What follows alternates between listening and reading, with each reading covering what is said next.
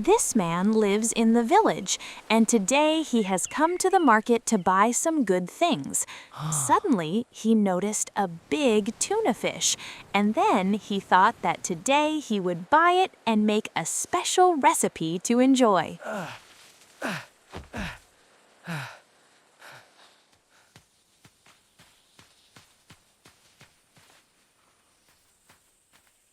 His wife is surprised when she sees the fish.